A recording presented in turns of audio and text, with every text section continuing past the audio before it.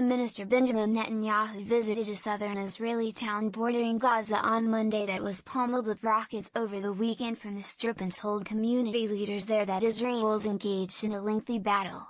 Netanyahu's visit to Sderot comes a day after an informal ceasefire took hold in 24 hours of intense fighting with Gaza's Hamas militants that had threatened to devolve into all-out war.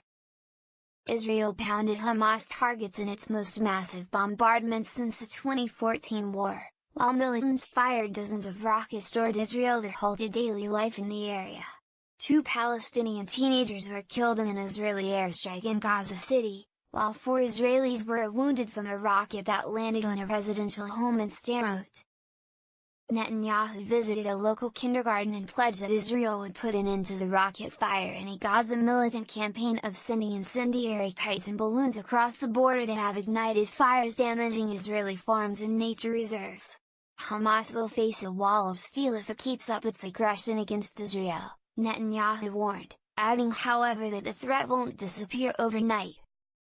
"It doesn't end in one strike," Netanyahu said. "We know we are engaged in a lengthy battle." On Saturday, the Israeli military struck several Hamas military compounds and flattened a number of its training camps. Hamas retaliated with more than 200 rockets and mortars toward Israeli communities. After Hamas accepted an Egypt-mediated ceasefire late Saturday, the situation calmed down, but flaming kites and balloons continue to waft over into Israel, with the military signaling a new policy of striking back immediately.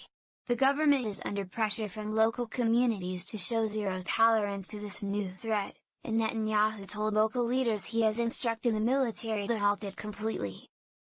"There is no such thing as a ceasefire that does not include the flaming kites and balloons," he said.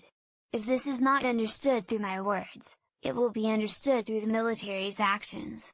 On Sunday evening, the military announced that following a situation assessment it reinforced its Iron Dome batteries in central Israel and in the country's south and called up a small number of reserve army soldiers.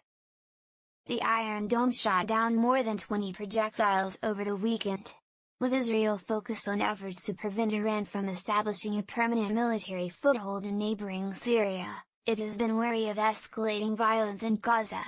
But the extensive offensive appeared aimed at signaling to Hamas that it was unafraid to engage if necessary. The flare-up came after months of near-weekly border demonstrations organized by Hamas to protest the Israeli-Egyptian blockade of Gaza. Over 130 Palestinians have been killed by Israeli fire since the protest began on March 30th. Israel says it is defending its sovereign border and accuses Hamas of using the protest as cover for attempts to breach the border fence and attack Israeli civilians and soldiers.